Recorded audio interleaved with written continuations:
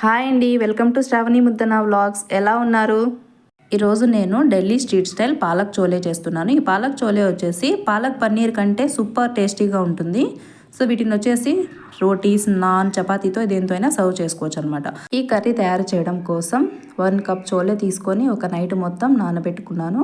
So వీటిని మళ్ళీ ఒకసారి కడుక్కొని ఇలా కుక్కర్ గిన్నెలో యాడ్ చేసుకొని ఒక 2 ఇంచుల పైకి వచ్చే వరకు వాటర్ కూడా యాడ్ చేసుకొని సో తర్వాత ఇందులోకే రుచికి సరిపడా సాల్ట్, అంటే 1 స్పూను సాల్ట్ యాడ్ చేసుకోవాలి.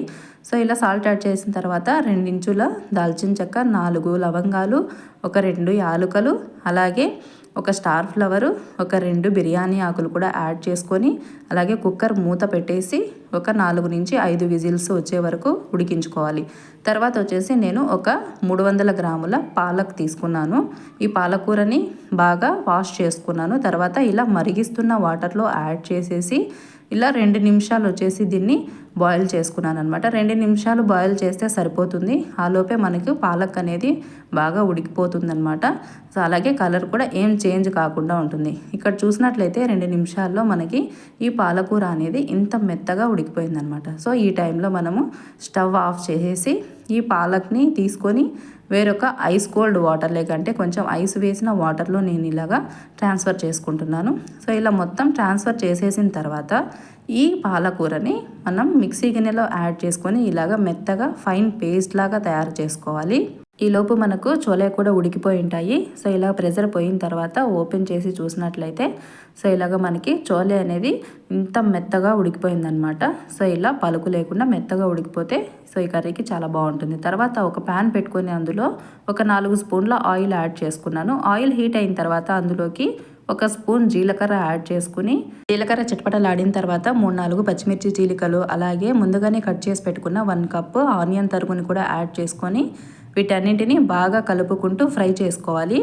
ఈ ఆనియన్స్ అనేవి వచ్చేసి మనకి గోల్డెన్ బ్రౌన్ కలర్లోకి టర్న్ అవ్వాలి. ఇలా గోల్డెన్ బ్రౌన్ కలర్లోకి టర్న్ అయితేనే మనకు వచ్చేసి మంచి టేస్ట్ అనేది వస్తుందన్నమాట కర్రీకి. సో ఇలా ఇవి ఫ్రై అయిన తర్వాత ఇందులోకి ఒక 1/2 స్పూన్ వచ్చేసి కారం పొడి, అలాగే 1/2 స్పూన్ వచ్చేసి పసుపు, అలాగే 1 స్పూన్ వచ్చేసి ధనియాల పొడి, అలాగే ఒక 1/2 స్పూన్ వేయించిన జీలకర్ర పొడి, అలాగే 1/2 స్పూన్ వచ్చేసి గరం మసాలా కూడా యాడ్ చేసుకోవాలి. అలాగే 1 స్పూన్ వచ్చేసి ఇక్కడ జింజర్ గార్లిక్ పేస్ట్ కూడా యాడ్ చేసుకొని వీటిని బాగా ఫ్రై చేసుకోవాలన్నమాట, పచ్చివాసన పోయేంత వరకు. సో ఇలా బాగా ఫ్రై అయిన తర్వాత సో ఇందులోకే మనం వచ్చేసి ఈ ముందుగానే ఉడికించి పెట్టుకున్న చోలే అని వచ్చేసి నీళ్ళతో సహా యాడ్ చేసుకోవాలన్నమాట. సో ఇలా యాడ్ చేసేసిన తర్వాత ఒకసారి బాగా కలుపుకోవాలి. సో ఇలా బాగా కలుపుకున్న తర్వాత సో ఇవి కొంచెం బాయిల్ అవ్వడం స్టార్ట్ అవ్వాలన్నమాట. సో ఇలా బాయిల్ అవుతున్నప్పుడు ఇందులోకి మనం ముందుగానే పేస్ట్ చేసి పెట్టుకున్న పాలకూరని కూడా ఇందులోకి యాడ్ చేసుకోవాలన్నమాట.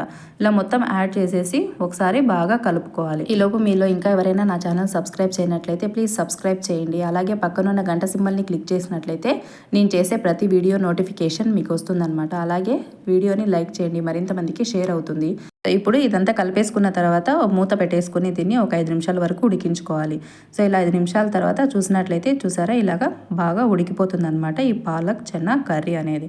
సో ఇప్పుడు ఇందులోకి ఫైనల్గా కొంచెం కసూరి మేతి యాడ్ చేసేసుకొని కలిపేసుకోవాలన్నమాట. ఈ కసూరి మేతి అనేది చాలా మంచి టేస్ట్ ఇస్తుంది, అస్సలు స్కిప్ చేయకండి. ఇప్పుడు బాగా కలిపేసుకోవాలన్నమాట. ఇలా కలిపేసుకున్న తర్వాత దీనికి తడక యాడ్ చేసుకోవాలి, అంటే పోపు అనమాట. ఈ పోపు అనేది సూపర్ టేస్ట్ ఇస్తుందండి. దీనికోసం నేను 1 స్పూను గీ అనేది హీట్ చేసుకొని అందులోకే సన్నగా కట్ చేసుకున్న వెల్లుల్లిని యాడ్ చేసుకున్నాను. అలాగే కొంచెం పొడుగ్గా కట్ చేసుకున్న అల్లం ముక్కలు, అలాగే పచ్చిమిర్చిని కూడా యాడ్ చేసుకున్నాను. ఇవి కొంచెం ఫ్రై చేసుకోవాలన్నమాట.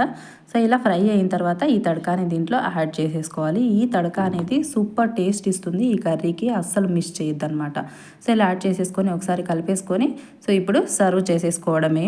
సో ఇది వచ్చేసి మనకి రోటీస్, చపాతీ, నాన్స్లోకి సూపర్గా సెట్ అయిపోతుంది. సో అలాగే వచ్చేసి ఈ కర్రీ టేస్ట్ అనేది మనకి పాలక్ పన్నీర్ కంటే ఎంతో టేస్టీగా ఉంటుందన్నమాట. మీరు కూడా ఒకసారి ఈ వీడియో నచ్చినట్లయితే ఒకసారి ట్రై చేయండి. అలాగే ఎలా కుదిరిందో కమెంట్ చేయండి.